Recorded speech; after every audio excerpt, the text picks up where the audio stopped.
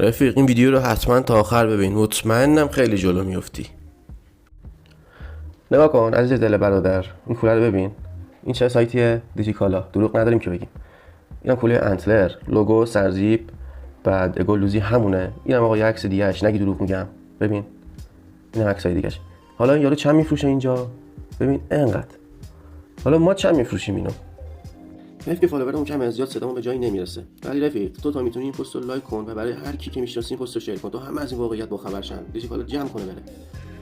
این کوله رو ما تو پیجمون داریم، تولید خودمون هم هست. با دقت نگاه کنین، همون کوله‌ای که دیجیکالا میداد 800 تومن. حالا ما این کوله رو چند میدیم؟ نگاه کن کارو. این کارو با ارسال رایگان میدیم فقط 460 تومن.